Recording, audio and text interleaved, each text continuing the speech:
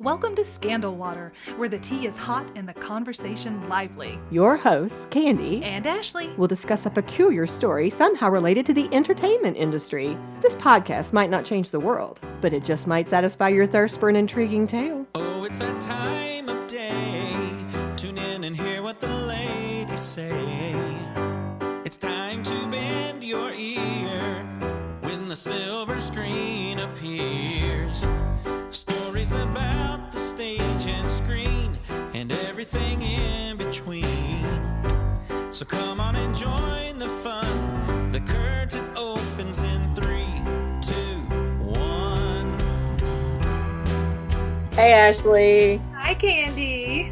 I'm looking forward to this. First of all, for our listeners, we decided with a new season, you already know we're trying a couple of different things. So Ashley had the idea of perhaps we should experiment more with using Zoom and video recording some of our episodes to see if perhaps some people might enjoy watching them on our YouTube channel. So we are recording this, which is a little different for us. And the other thing is, it's been a while since we had a surprise episode, and this one is a surprise for Ashley. I'm excited. Do you have any guesses at all? No, because this is for November, and the theme for November is cornucopia, which is anything. So there is no Anything theme. goes. It's dealer's choice, Candy's choice. No, I have absolutely no clue. Well, then let's just see. It won't take you long to figure it out, but let's just see. Okay. So I'll start by saying, last night my family went to eat at Blind Squirrel. Have you ever eaten there? No. What is the blind squirrel? It's just a really cute little restaurant, but it has a lot of TVs around the room. And last night they were playing a lot of music videos. And they were older music videos because Camden commented that he recognized a lot of them from when he was in middle school. A lot of the songs were older. Okay. So my question for you, Ashley. So would the music videos be older for us though? For Camden, it's like, oh, that's old. Well, it's still 10 years ago, regardless. But Yeah, true. well, I was going to ask you, what's a memorable music video for you, whether past or current? It doesn't matter. Just can you think of a music video that stands out? So, absolute first thing that popped into my head when you said that, because the first thing that I thought was, I don't know. Second thing was Walk Like an Egyptian. Oh, okay. Yeah. And why does it come to mind, do you think? Probably from my days in elementary school in the roller skating rink, and they would play that song a lot, and I just remember the music video to that and the Bangles, and I just thought they were so cool. The one that came to mind for me, and you're younger than I am, so I'm not sure if you've even seen this, but we'll see. Michael Jackson's Thriller. Oh yeah.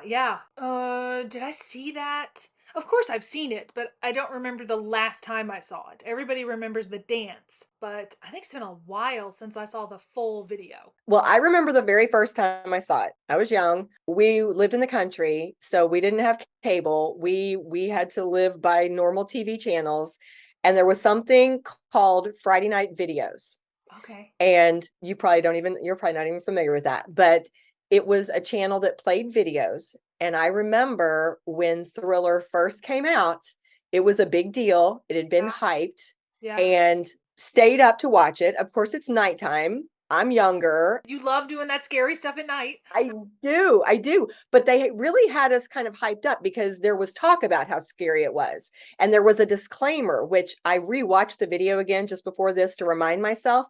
But there was actually this little message that appears on the screen right when it first starts from Michael Jackson that says, quote, "Due to my strong personal convictions, I wish to stress that this film in no way endorses a belief in the occult." Ooh.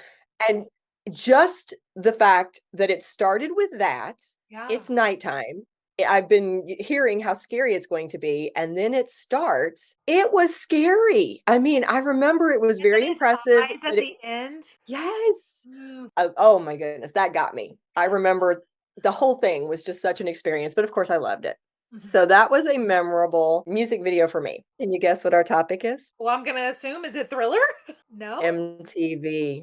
Oh, MTV. Oh. MTV. Yes, okay. What's your experience with MTV, Ashley? Have you ever had it? I know you haven't necessarily had a lot of cable access, have you? No, I remember watching VH1 And the Yes. pop-up videos, of course, my love of trivia. I loved watching the pop-up videos where they had the information about Yes. different stuff.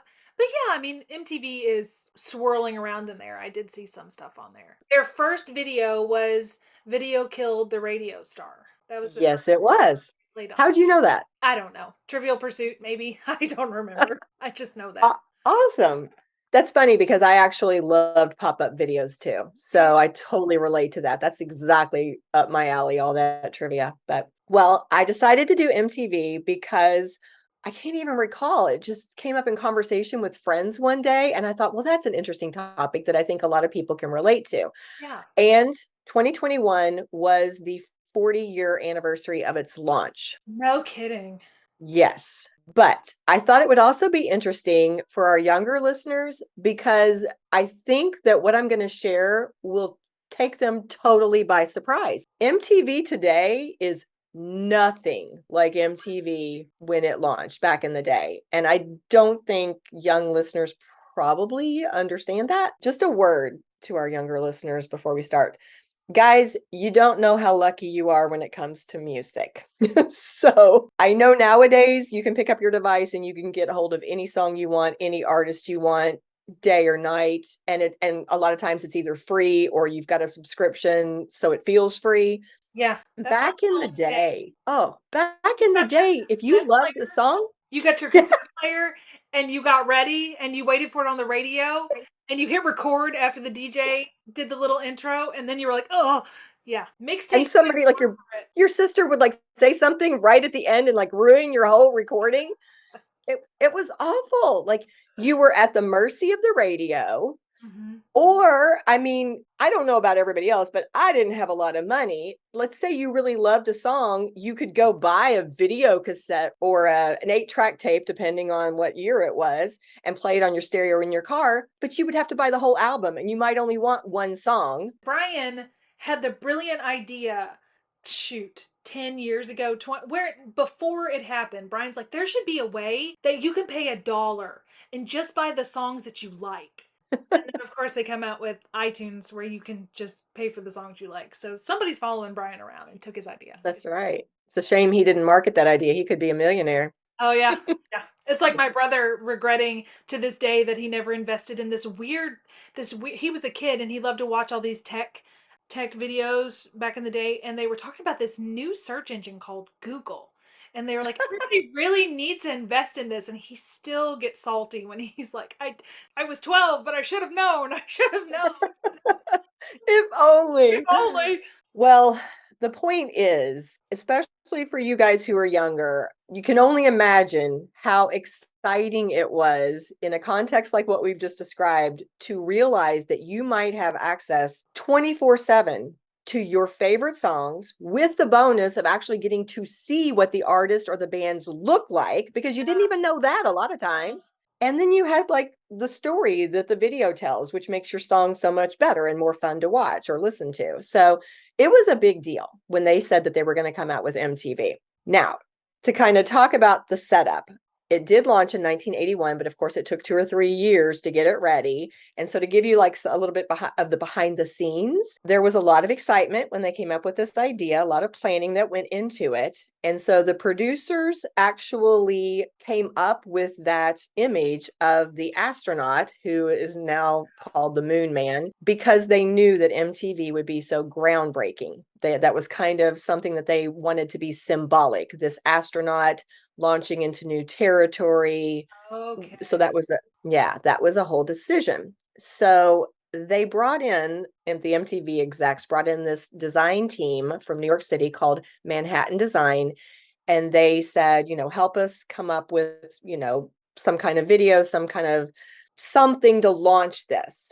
And this group, who was headed by Pat Gorman, Frank Olinsky, and Patty Rogoff, came up with the idea of launching the MTV cable channel with a literal launch. So they approached NASA and they managed to get actual footage from the 1969 Apollo 11 space shuttle, launch, and they used actual footage. So if you go back and you watch it now, this little intro clip that they put together, this little video, you're seeing actual NASA footage that then kind of turns into this cartoonish astronaut who walks across the moon surface, and he plants this flag that has the MTV logo on it, and you hear that rock music playing in the background.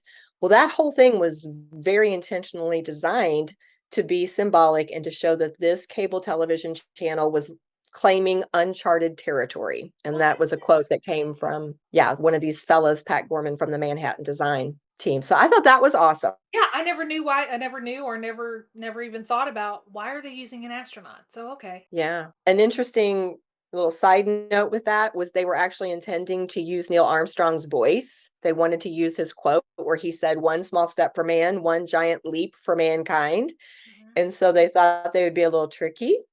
According to this book on MTV written by Craig Marks and Rob Tannenbaum, the MTV people sent Neil Armstrong's lawyer this little message that said, "Hey, if we don't hear back from you, we're going to use your quote." And for a long time, they didn't hear back and they thought they were going to do it. And then just days before MTV was supposed to launch, they got a message from the lawyer saying, "Yeah, we're going to sue if you do that." So they didn't get to use Neil Armstrong's voice. Yeah. They went without it. That's a nice tactic. But if I don't hear back, it means you're cool with it. And then yeah, you say, "Oh, I never got your letter. Oh, the mail." so sorry. Yeah. Because that little video and the figure became so iconic, that's why they decided they were going to use that Moonman as the figure for the statuette that they used for the MTV VMA Awards, the Video Music Awards that continue to this day. And they actually played that little video clip I just described for 5 years at the top of every hour on MTV, which of course is why it became so well known. Regarding that MTV logo, at the beginning, they were going to do something very typical, something along the lines of what NBC or ABC does. And then that same design team said, "You know what? You have a very young audience. You're targeting this really youthful group. Why don't we make it more fun?" It's actually just a big block letter M, and then they kind of and then they spray paint the little letters like TV across it. Yeah. And it cost $1,000 for the Manhattan Design team to come up with that, which is not very much when you think about it's been around now for 40 some years. And okay. It's kind of wiggly. What year were you born, Ashley? I'm trying to remember. 80 years. So of course you don't remember anything about this because you were a baby. Baby. Oh, yeah. I wasn't focusing on any of this. Not a bit of it. No. MTV launched at midnight on August 1st, 1981.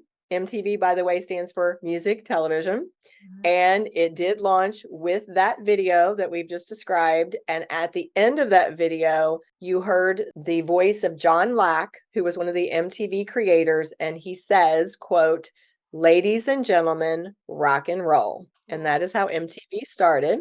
Cool. As you said, the very first music video was "Video Killed the Radio Star," which was very intentional. You're kind of, can you hear it in your head? Video killed the radio star. Yep. Yeah, which I thought was a really cool choice. And it's funny because I'd never really stopped and thought about it, but video killed the radio. I mean, it's very appropriate. And I found out that the program director, Steve Casey, kind of had to fight for it a little bit because he did think that it would be really symbolic. He wanted to use that song, but some of the other people on the team said it didn't really become a hit in the US. It only got to number 40 on the charts, even though it had reached number 1 in England. So they said, we should go for like a hit. We should go for a number 1. He's thinking history. He's thinking this is symbolic. And that's what I'm learning is it was very intentional. All of this was very intentional, even down to the first video created released.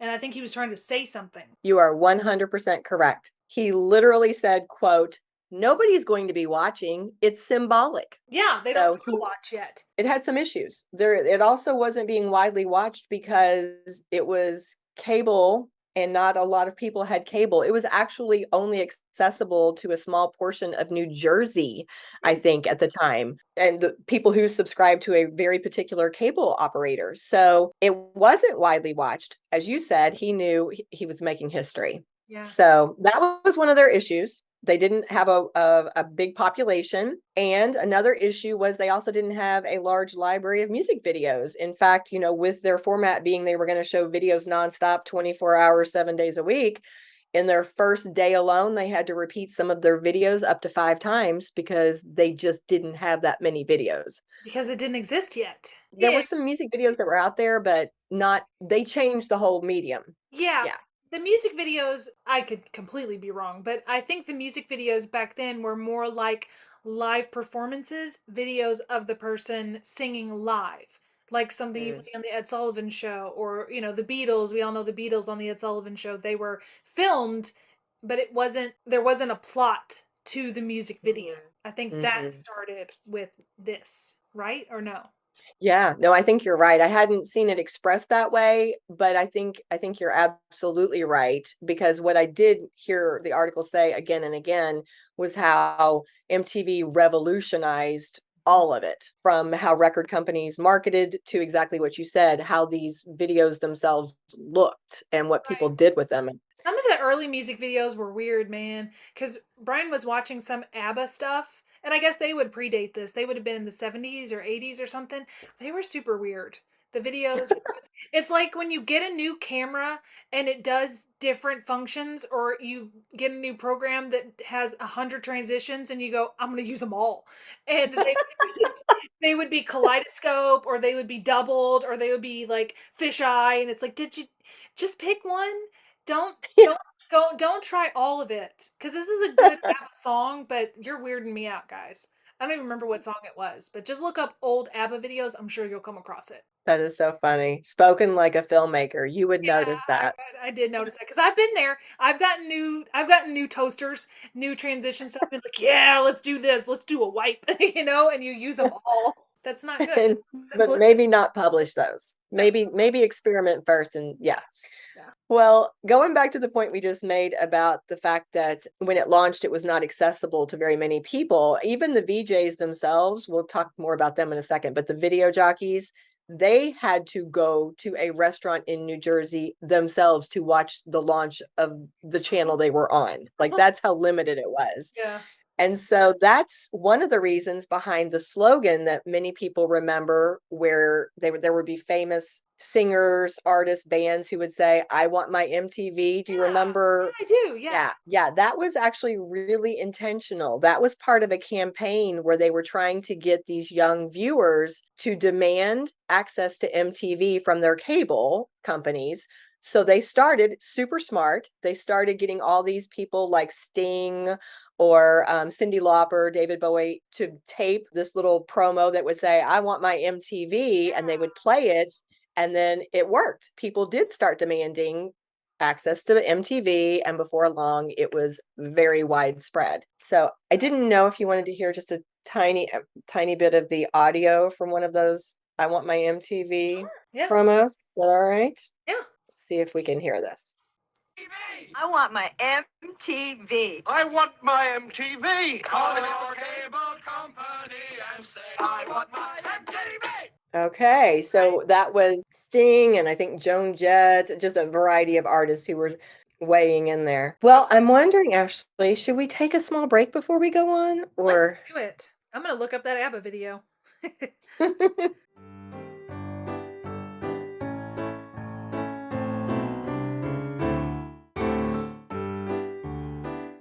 Okay, we are back from break and we had a delightful little detour where, Little jaunt where down Ashley, ABBA lane.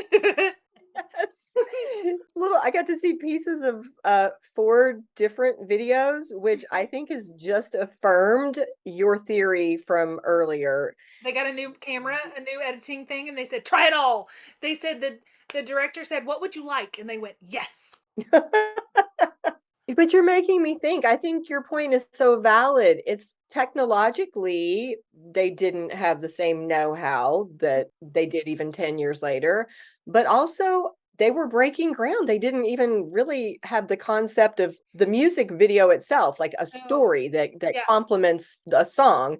right. It was really more about, as you said, we're going to sing and how can we make this really entertaining Interesting. as So now we I'll be film here. ourselves Now I'll be performing. there. Now I'm gonna be the side. Now I'm gonna fade in. Now it's a light. Now it's a snowman. You know? Yes. Oh, it was fun to watch It though. was. We'll Okay. post the links. You We can will definitely have to post the link. Well, moving back into MTV. yes. So, in its early days, we've already referenced the fact that they had what were called VJs instead of DJs, disc jockeys for, your radio, VJs for your videos. And the very famous VJs were JJ Jackson, Martha Quinn, Nina Blackwood, Alan Hunter, and Mark Goodman. And they were chosen very carefully to represent this kind of young, hip crowd that represented different types of people as well. And they would film these VJs introducing their videos, but they were not live. Even though it looked live, they actually filmed it in this loft type studio, Mm. which meant that another issue that they dealt with in those early days were tech glitches where they would introduce a song and a different song would play, Oh, or perhaps, yeah, something would happen and they wouldn't respond because it was pre-recorded and it would seem as though there was some kind of a gap there, all kinds of things. So, a second issue. The VJs themselves, in an article that I saw where they were reflecting back on their 40 years, they were interviewed. A couple of them mentioned that they did not think this was going to be a success and they kept their day jobs for a couple of months until they made sure that MTV was going to make it. In fact, smart. Alan Hunter remained a bartender for 2 full months after MTV launched until he felt like it was safe to quit. So it was an Insane, unknown to Yeah. them. So a couple of firsts. Pat Benatar's song "You Better Run" was the first female fronted promo to air, according to one article. And REO Speedwagon's "Take It on the Run" was the first bit of concert footage that was screened on MTV. And then they said that "Keep On Loving You" was the first US Hot 100 chart topper that appeared on MTV. And apparently, Rod Stewart was one of the early most populars, if you want to call it that, because one time he made 16 appearances in 24 hours across some of his different songs and videos. Yeah. Wow. Yeah. The golden age of MTV lasted from the early 1980s to around 1992. So, how did it change the music industry? Several things, some of which we've already kind of touched on. One thing it did was it helped with spreading the second British invasion, if you want to call it that, because MTV was a medium that they used to share a lot of those British bands, those British artists, and they became hugely popular in America. So that was one way that MTV changed the industry. Another thing that happened was listeners who saw these bands and the songs that they liked on MTV would actually start requesting them from the radio stations. Yeah. And that kind of impacted how certain artists or groups or songs, their popularity. And so basically it started kind of pushing in the direction of the taste. Basically the listeners were having more influence, I guess you could say. Yeah. Like this was a way for them to actually influence songs being played, music that was being created, popularity of bands. All of these things were now more closely tied to response from the actual viewers themselves. And then, of course, this is the one we've touched on. MTV really became a platform for artists to promote their new music. Record companies started investing a lot more time and money in the promotion on It's like a modern MTV day. into the videos. In the 50s and 60s, we had American Bandstand. In the 80s and 90s, you have MTV. So that's where you're going. 100%. Makes sense. Yep, 100%. And so this is where we started to see these really attention grabbing and innovative videos coming out that were using technology that had not been seen before. We've already talked about Michael Jackson and Thriller. He was one of the big groundbreaking stars, as we've kind of already mentioned. Let's just talk about Thriller for just a second. It broke ground in so many ways. It's a movie. Yes, absolutely. They had never had anything of that length. I think it was something like 4 minutes into it before the song even started. They used some technology that you hadn't seen before. There were so many things. Even the way they approached making it, it was going to take more money than I think had ever been put into a music video before. So they needed a huge chunk to pay for it, something like $500,000. So they pre-sold the video, the making of Thriller, to MTV and Showtime, and they each paid something like $250,000. And then that money was put into actually making the video. That's Yeah. smart. Everything about it was just so different. They said the demand for Thriller when it came out was so high, MTV had to play it twice every hour. And as you said, because it was more than a music video, it was more like this mini movie, they actually, I think, got it to qualify for the Oscars. Oh, cool. So he broke ground with other works that he did too, songs like Billie Jean or Black and White. Do you remember Black or White, the way they would do the morphing of the faces? No, I don't remember that one. I remember the Billie Jean dancing with the squares lighting up. Yes, I remember that. yes. Black or White was around the time, I think, of Terminator 2, when they would have you know how the figures kind of morph. Yeah. I think it was one of the first videos to ever do that kind of morphing technique. I know that's not the technological term, but y'all know what I'm talking about. Yeah. Yeah. Do you remember Take on Me? Take on me. Yeah. Yes. It's funny because I asked my two kids, who are obviously a lot younger, and Camden did not, remember the video, but Kennedy could call it up in her mind. And I thought that was telling, the fact that she's as young as she is, and that video made such an impact that all these years later, What is the video? if I recall, it's been a while since I've seen it, but I think it's a kind of a romantic story. And this guy and this girl kind of start as real figures, and then it's almost like he gets pulled into kind of this cartoonish world, if you would. Yeah, Yeah. I think I remember that. Okay, okay. Yeah, but that's the kind of thing where it was cutting edge, and because it was so different, it's been lasting. They started to use videos in other ways too. For example, a few directors, including Spike Jonze, started to work on music videos as kind of a segue into feature films, kind of introducing or trying to set themselves up for some of their movies. So they were using videos in lots of different ways, breaking some ground. And there was a lot of impact. One of the obvious things was that it made megastars out of people like Madonna, Michael Jackson, Prince, Duran Duran, Janet Jackson. I mean, we could name, so many stars. It gave them exposure by playing their music over and over again, but they also started to launch new videos through MTV. It would become kind of this big event. So they used it in that way. Good marketing. Yes, very good marketing. It said millions of people would tune into MTV at the same time to catch the premiere of a new video by some big star. So very smart marketing. And another impact, it was given credit for pushing cultural boundaries. They gave the example of Madonna's 1989 Like a Prayer video, which at that time was very controversial. They also gave another example of kind of pushing boundaries and going into new territory by sharing that in 1988, they launched the show Yo MTV Raps, which really gave a lot of exposure and helped to break ground with rap. It kind of gave that a lot of exposure, they used the word, it really started the hip hop revolution, I think is how they phrased it in one article.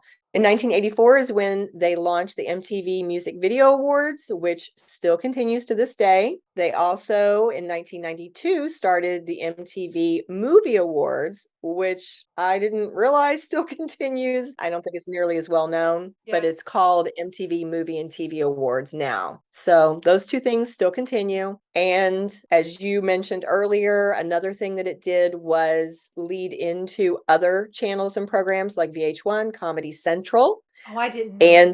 And some of the very early and well-known reality TV shows like The Real World. Right. I did know that. Yeah. So for about 10 or 15 years, it was considered pretty cutting edge. But MTV didn't make a lot of money from showing music videos 24 hours a day. So people started to lose a little interest, especially with the internet and YouTube and streaming services and all those things that started coming into play. And so around, I guess, early 2000s, MTV really started the shift into taking their programming away from music and moving it. That's the thing about being innovative. When you come up with a brand new idea, you're going to get copied. And when you get copied, the audience is going to get distilled through the different channels. I mean, competition is good and it's healthy, but you're also going to lose that monopoly and lose that innovation because everybody else is going to do it. Yeah, I think you make a great point.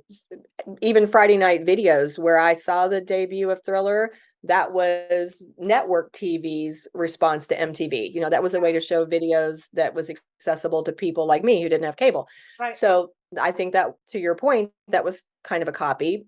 But again, the other point is if you can start accessing these music videos other ways or get your songs through streaming or YouTube, then you don't need to sit and watch MTV all day long. Right. So they had started some of these reality TV shows even back, in the 80s and 90s, but it really shifted around this time. They started out and they actually were given credit for having some shows that were pretty well received. There was some nice critical reviews for shows like The Real World when it first started back in 1992. Some people really felt strongly about the Osbournes, Newlyweds, Nick and Jessica, Laguna Beach, My Super Sweet 16. Those types of shows were given some credit for being solid, but then it started to shift into some things that people don't necessarily feel as strongly about. In fact, in that review I mentioned, actually it was an interview I mentioned with the VJs, one of them, Nina Blackwood, said that she hated that she felt MTV had gotten away from its roots and it had moved away from music and it kind of moved towards what she called trash TV. I looked up the lineup for MTV right now just to see what would a 24 hours look like in terms of a schedule. And there were only 2 shows that were listed across 24 hours. They had showing after showing of something called Ridiculousness, which I've never seen, and Catfish, the TV show, I believe was the other option. That's it. 2 shows. Over 24 hours? Over 24 hours. I mean, different episodes of the same 2 shows, but 2 shows. Wow. So No that's idea what. at all. So it's kind of sad, I think, how different it is today and how people like our younger generation who maybe have seen nothing but the newer version of MTV probably perceive it, because this was a quote. I'll end with this. This was a quote from a January 2022 Reader's Digest article that was called How MTV Changed the Face of Music Videos. And it said, when the music channel first debuted, it changed the music industry and was a main contributor to the culture and identity of an entire generation. Oh yeah, that's definitely true. Yeah. Yeah. Because they were But getting but the clothes they wanted to wear, the music they listened to, the style, everything was coming from those people, just like again, American Bandstand in the 50s and 60s. Armchair psychologist. so I guess that's what I'd like to throw at you for our armchair question, Ashley. So we get our music in a different way now. What is today's impact of music? How significant is music to this current generation? Do you think it's not as important, or do you think it looks different? What are your thoughts? Well, I think music is always going to be hugely important, no matter what time period we're in. You can go all the way back to the medieval times, and music is important. It can soothe your soul, it can rev you up, it can get your adrenaline running. It's essential. I think the way Mhm. you consume music is different. For me, I used to be very into music, but I always knew music that was older than me. So I did not listen to, like when MTV was out, I didn't really listen to it unless I was at the skating rink. Then I would know kind of what the hits were. But I was somebody who listened to CDs and records and the radio. So if it was on the radio or if it was made before 1980, I probably was more into it. Now, my life now, I don't get to hear it as much as I used to because my life is different in a busier way. So I would say if I'm on TikTok, and I see people doing TikTok trends, that's how I know what the latest songs are, because I'll hear a song on TikTok and then I'll hear it on the radio if I have it on a regular, like a current hits channel, and I'll go, oh, I heard that on TikTok.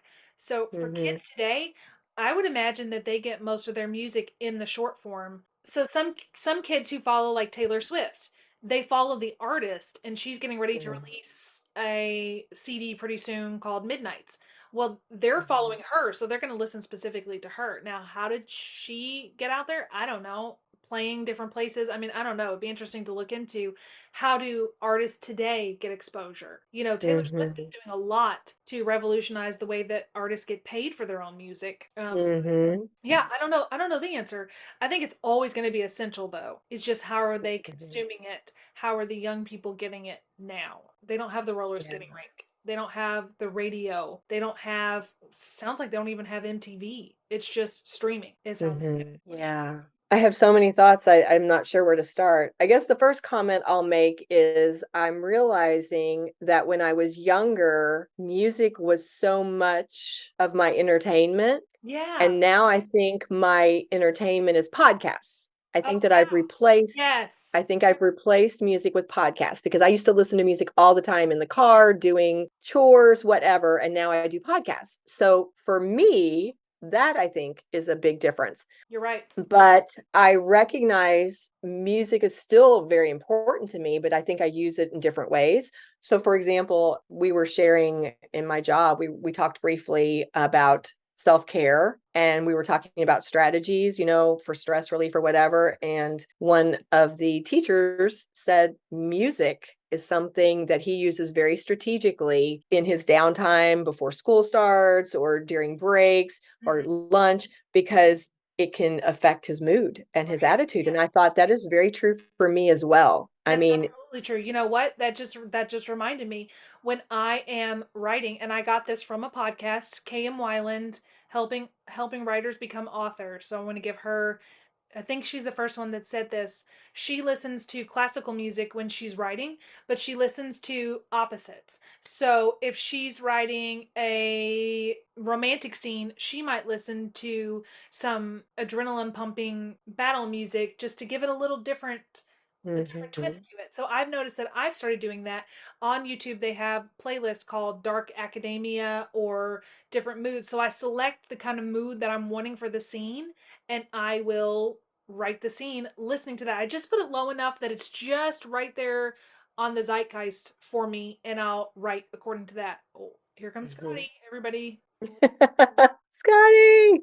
joining us for the end of the podcast, but you're going to hear his breathing. He just woke up from his third nap today. Anyway, I'll listen to this music and that puts me in the mood for what I'm trying to do. Or ambient Mhm. noise. I'll listen to ambient. Yes. I don't want to hear the words. I'm concentrating, but I want something to fill the space. And I will tell you what, you will not find a more beautiful and more peaceful moment than if, well, where I live in the country, driving on a foggy morning and listening to Claire de Lune on Mm, classical radio. I mean, tell me what is more beautiful than that. I don't even know. But it can uh, very much affect your mood, and I use it. I use it for that. So yeah, thank you for reminding me. Thank you yeah.